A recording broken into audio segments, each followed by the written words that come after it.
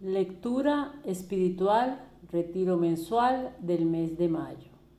Ven, Espíritu Santo, llena los corazones de tus fieles y enciende en ellos el fuego de tu amor. Envía tu Espíritu y serán creados, y renovarás la faz de la tierra. Oración. Oh Dios, que habéis instruido los corazones de los fieles con la luz del Espíritu Santo, concédenos, según el mismo Espíritu, conocer las cosas rectas y gozar siempre de sus divinos consuelos. Por Jesucristo nuestro Señor. Amén. Humildad, del libro Amigos de Dios, José María Escrivá. Humildad. Vamos a considerar por unos instantes los textos de esta misa del martes de Pasión, para que sepamos distinguir el endiosamiento bueno del endiosamiento malo. Vamos a hablar de humildad, porque esta es la virtud que nos ayuda a conocer simultáneamente nuestra miseria y nuestra grandeza.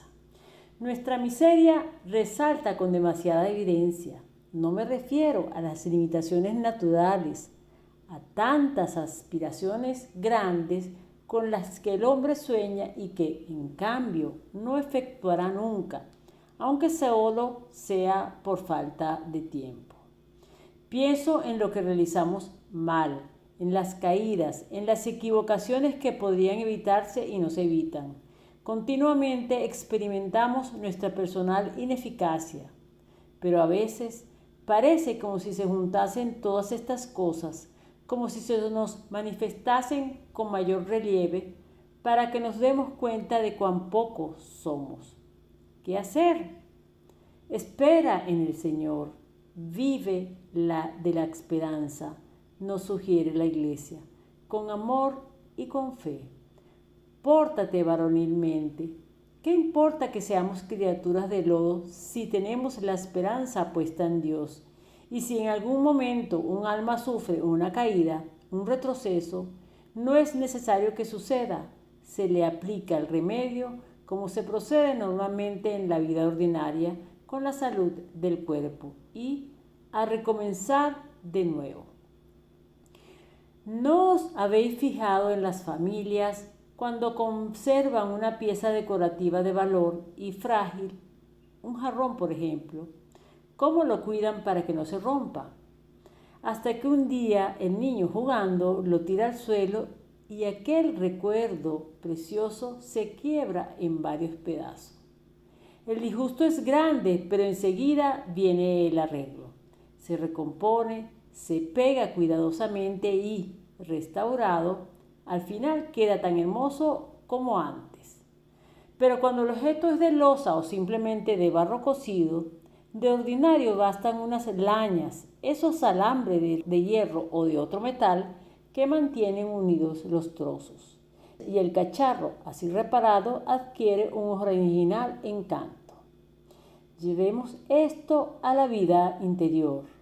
Ante nuestras miserias y nuestros pecados, ante nuestros errores, aunque por la gracia divina sean de poca monta, vayamos a la oración y digamos a nuestro Padre: Señor, en mi pobreza, en mi fragilidad, en este barro mío de vasija rota, Señor, colócame unas lañas y, con mi dolor y con tu perdón, seré más fuerte y más gracioso que antes. Una oración consoladora para que la repitamos cuando se destroce este pobre barro nuestro. Que no nos llame la atención si somos deslenables, que no nos choque comprobar que nuestra conducta se quebranta por menos de nada.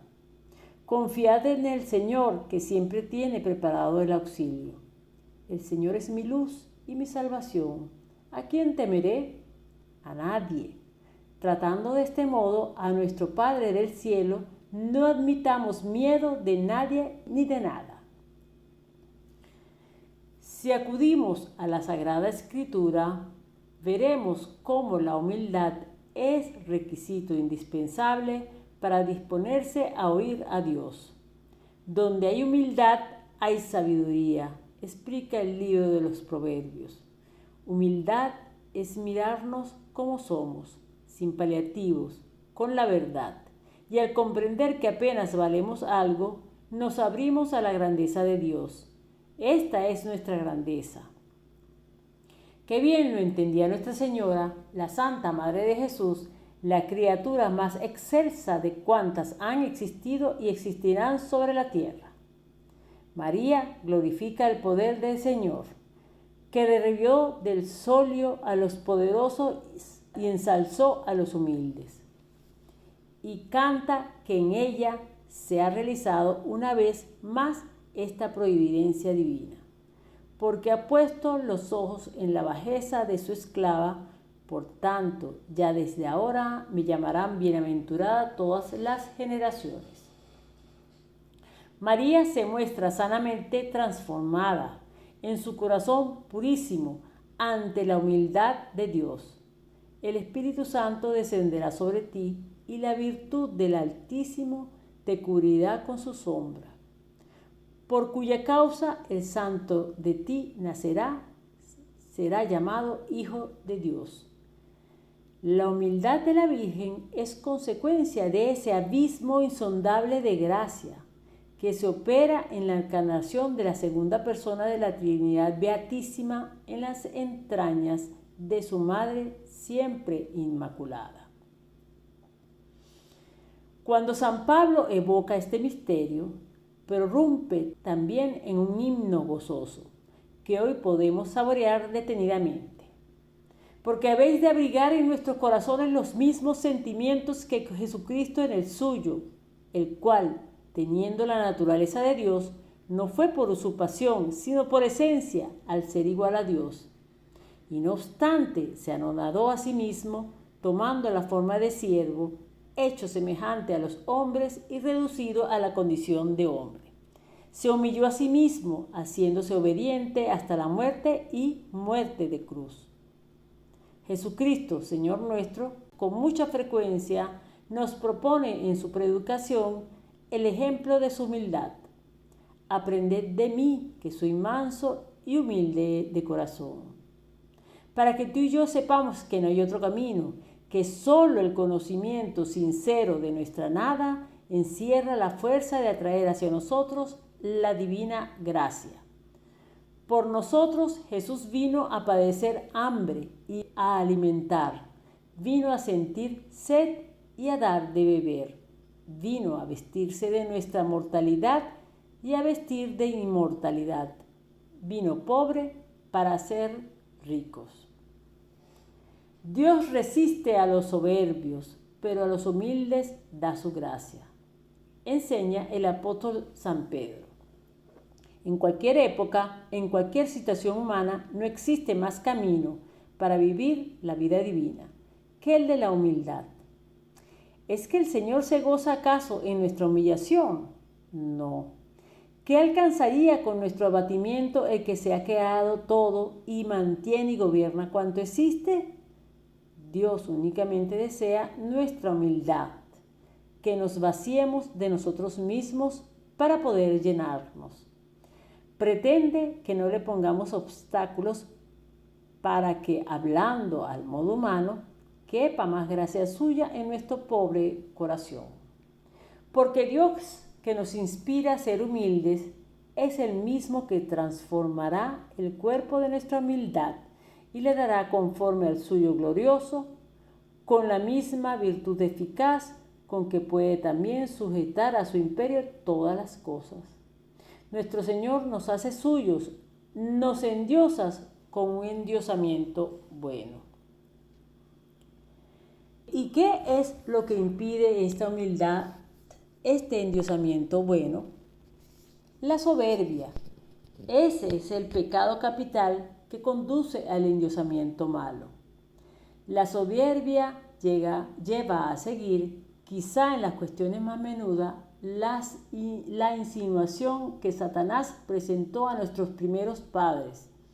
Se abrirán vuestros ojos y seréis como Dios, conocedores del bien y del mal. Se lee también en la Escritura que el principio de la soberbia es apartarse de Dios, porque este vicio, una vez arraigado, influye en toda la existencia del hombre, hasta convertirse en lo que San Juan llama soberbia de la vida. ¿Soberbia de qué? La Escritura recoge acentos trágicos y cómicos a un tiempo para estigmatizar la soberbia. ¿De qué te ensoberbeces, polvo y ceniza? Ya en la vida vomitas las entrañas. Una ligera enfermedad. El médico sonríe. El hombre que hoy es rey, mañana estará muerto. Cuando el orgullo se adueña del alma, no es extraño que detrás, como una reata, vengan todos los vicios: la avaricia, las intemperancias, la envidia, la injusticia. El soberbio intenta inútilmente quitar de su solio a Dios, que es misericordioso con todas las criaturas, para acomodarse él, que actúa con entrañas de crueldad. Hemos de pedir al Señor que no nos deje caer en esta tentación. La soberbia es el peor de los pecados y el más ridículo. Si logra atenazar con sus múltiples alucinaciones, la persona atacada se viste de apariencia, se llena de vacío, se engríe como el sapo de la fábula, que hinchaba el buche presumiendo hasta que estalló. La soberbia es desagradable, también humanamente. El que se considera superior a todos y a todo está continuamente contemplándose a sí mismo y despreciando a los demás, que le corresponden, burlándose de su vana fatuidad. Oímos hablar de la soberbia y quizás nos imaginamos una conducta despótica, avasalladora, grandes ruidos de voces que aclaman y el triunfador que pasa, como un emperador romano, debajo de los altos arcos, con ademán de inclinar la cabeza, porque teme que su frente gloriosa toque el blanco mármol. Seamos realistas. Esta soberbia solo cabe en una loca fantasía. Hemos de luchar contra otras formas más sutiles, más frecuentes. El orgullo de preferir la propia excelencia a la del prójimo, la vanidad en las conversaciones, en los pensamientos y en los gestos, una susceptibilidad casi enfermiza que se siente ofendida ante las palabras y acciones que no significa de modo alguno un agravio. Todo esto sí que puede ser, que es una tentación corriente. El hombre se considera a sí mismo como el sol y el centro de lo que están a su alrededor. Todo debe girar en torno a él y no raramente recurre, con su afán morboso, hasta la simulación del dolor, de la tristeza y de la enfermedad para que los demás lo cuiden y lo mimen. La mayor parte de los conflictos que se plantean en la vida interior de mucha gente los fabrica la imaginación. Que si han dicho, que si pensarán, que si me consideran. Y esa pobre alma sufre por su triste fatuidad, con sospechas que no son reales. En esta aventura desgraciada, su amargura es continua y procura producir desasosiego en los demás. Porque no sabe ser humilde, porque no ha aprendido a olvidarse de sí misma para darse generosamente al servicio de los otros por amor a Dios. Acudamos de nuevo al Evangelio. Mirémonos en nuestro modelo, en Cristo Jesús. Santiago y Juan, por intermedio de su madre, han solicitado de Cristo colocarse a su izquierda y a su derecha. Los demás discípulos se indignan con ellos. ¿Y nuestro Señor qué contesta? Quien quisiere hacerse mayor ha de ser vuestro criado, y quien quisiere hacerse entre vosotros el primero, debe hacerse siervo de todos. Porque aún el Hijo del Hombre no vino a que le sirviesen, sino a servir y a dar la vida por la redención de muchos. Te damos gracias, omnipotente Dios, por todos tus beneficios, que vives y reinas por los siglos de los siglos. Amén.